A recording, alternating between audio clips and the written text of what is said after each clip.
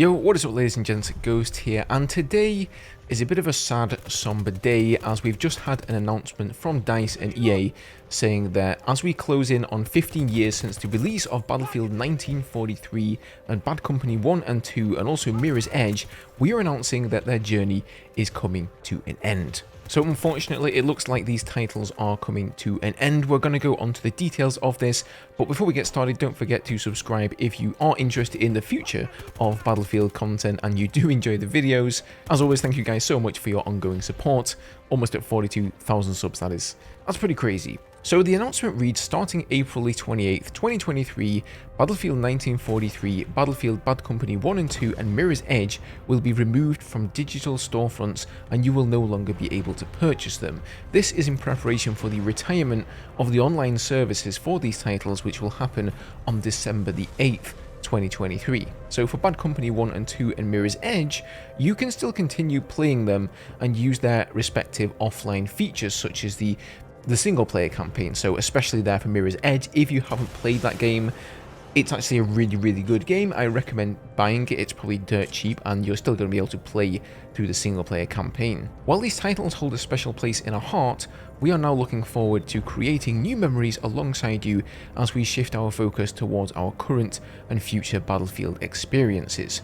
With this announcement, we also want to take a moment today to reflect on our time with Battlefield 1943, Bad Company 1 and 2 and Mirror's Edge. We share amazing memories of not only their development, but also playing them alongside you. So this is definitely sad news. I know there are players out there who enjoy playing some of the past Battlefield games, and Battlefield 2 especially. Bad Company 2 is one of my favourites, and from time to time I will still install the game and jump on multiplayer for a couple of rounds. And what's more, it's also been interesting to actually go in these past games and showcase things from them that we want DICE to bring into future Battlefield titles. In fact, not long before 2042 launched, I made a video comparing the sound of Battlefield 5, Battlefield 4 and Battlefield Bad Company 2, because in my mind, Bad Company 2 had the most beefy, amazing weapon sound design. The C4, the launchers, the sniper rifles, everything was just so punchy and amazing, and I remember still to this day being absolutely blown away, pun intended, and just, you know, gobsmacked by the way the weapons sounded when you fired them indoors.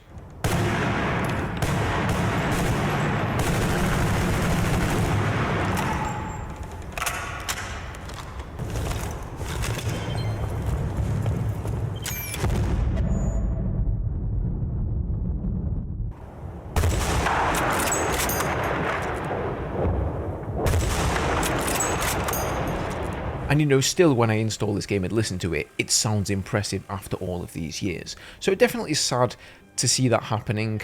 Of course, like they mentioned, you are going to be able to go back and play the single player campaigns, but let's face it, for the Battlefield games at least, multiplayer is really where it's at. Now, 1943 was only ever released as a digital game, and it was exclusive to the PlayStation 3 and Xbox 360, so for that reason, I actually never played this one, but crucially, for the first time, it offered us the ability to play Wake Island on console. So, you know, those of you who have been playing Battlefield for years, you'll be familiar with Wake Island. That map has been remade more times than I've got fingers, most likely, and this was the first time we could experience it on console. Bad Company, the first Bad Company, again was another console exclusive and another game that I didn't actually play. I think I remember playing a demo of it, but the first Bad Company game was actually the birthplace of a brand new game mode called Gold Rush that, of course, these days we now know simply as Rush. And not only that, but it also marked the birth of the Frostbite engine. Then, of course, following that, we got Bad Company 2, which is definitely one of the most iconic Battlefield games of all time and one of my own personal favourites.